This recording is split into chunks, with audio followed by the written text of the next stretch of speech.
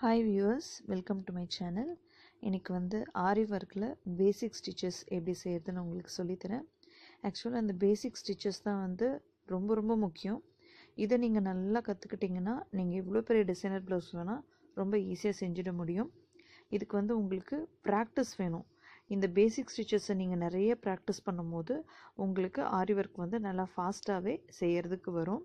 இதுக்கு ஸ்டார்டிங்கில் பிகினர்ஸ் இந்த ஜரி த்ரெட்டை யூஸ் பண்ணுறதை நான் ரெக்கமெண்ட் பண்ணுறேன். ஏன்னா இந்த ஜரி த்ரெட் திக்காக இருக்கும், உங்களுக்கு கட் ஆகாது. அப்போ உங்களுக்கு ஹோல்ட் பண்ணுறதுக்கு நீங்கள் ப்ராக்டிஸ் பண்ணுறதுக்கு உங்களுக்கு இது கரெக்டாக இருக்கும். ஆனால் சில்க் த்ரெட் ரொம்ப தின்னாக இருக்கும்.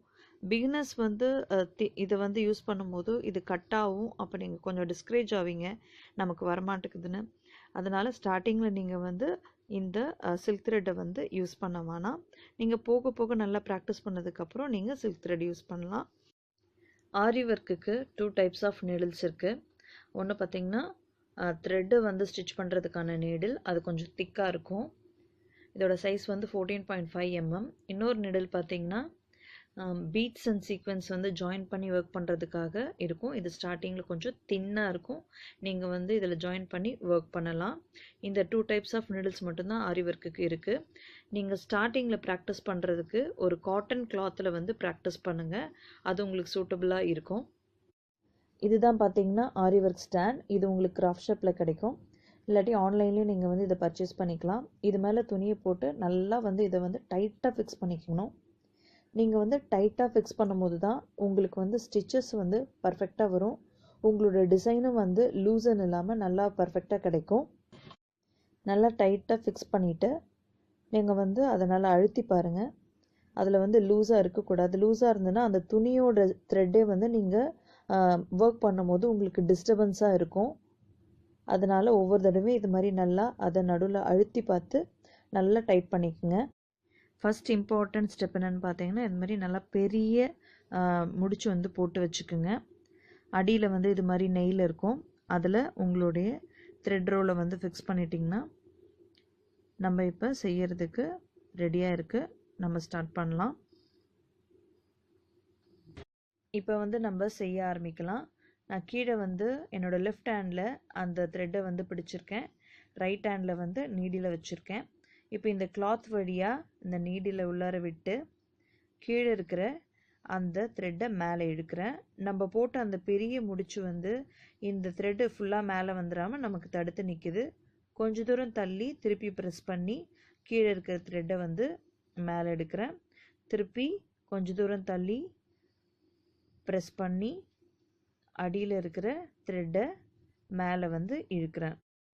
மறுபடியும் பாருங்கள், நீடியில் கிளாத் வழியாக ப்ரெஸ் பண்ணி அடியில் அந்த த்ரெட்டை எடுத்து திருப்பி கொஞ்சம் தூரம் தள்ளி ப்ரெஸ் பண்ணுறேன். திருப்பி இதை எடுக்கிறேன். இந்த ப்ராசஸ் தான் உங்களுக்கு கண்டினியூஸாக இருக்கும். ஆரி ஒர்க்குன்றது நமக்கு இந்த ஸ்டிச்சஸ் தான் நம்ம யூஸ் பண்ணுறோம். நீங்கள் ஒவ்வொரு தடவையும் ஸ்டிச்சஸ் போடுறப்ப அந்த நீடில் எப்படி மூவ் ஆகுதுன்னு கவனிங்க. ஃப்ரண்ட் அண்ட் பேக் இது ட்விஸ்ட் ஆகும். இப்போ பாருங்கள், நீடில் இப்படி உங்கள் பக்கமாகவும் அப்புறம் அந்த பேக் சைடும் இப்படி திருப்பி நான் ட்விஸ்ட் பண்ணுவேன். அதை நல்லா கவனமாக பாருங்கள்.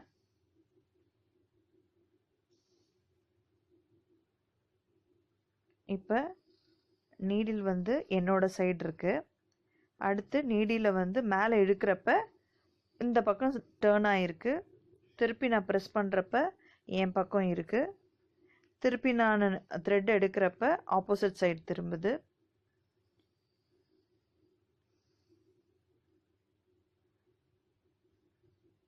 பாருங்கள், நம்ம கிளாத்தோட த்ரெட்டு நமக்கு டிஸ்டர்பன்ஸ் இல்லாமல் அழகாக அந்த கீழே இருக்கிற நம்ம ஜரி த்ரெட்டு நமக்கு அந்த நீடில் வரணும். அதுக்காக தான் நம்ம ரொம்ப ஸ்டிஃபாக இந்த கிளாத்தை ப்ளேஸ் பண்ணுறோம். பாருங்கள், இப்படி மேலே வச்சு இப்போ நம்ம அடிப்பக்கத்தை பார்க்கலாம். மேலே இந்த நீடில் கையில் வச்சுருக்கிற த்ரெட் இப்படி இழுக்குது.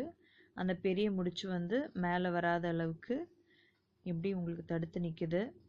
அடுத்தது கொஞ்சம் தூரம் தள்ளி திருப்பி நான் ப்ரெஸ் பண்ணுறேன். கீழே இருக்கிற அந்த த்ரெட்டை வந்து அதில் சுற்றிக்கிறேன். இழுத்து திருப்பி கொஞ்சம் தூரம் தள்ளி திருப்பி நான் அதில் சுற்றுறேன். நீடில் வருது. கீழே வந்து நான் இப்படி சுற்றி மேலே இப்படி இழுக்கிறேன். இது பார்க்குறதுக்கு தான் உங்களுக்கு இன்னும் இவ்வளோ வேலை இருக்கான்னு தெரியும். ஆனால் நீங்கள் செய்யும்போது நல்லா ப்ராக்டிஸ் பண்ணிட்டீங்கன்னா உங்களுக்கு ரொம்ப ஃபாஸ்ட்டாக வரும்.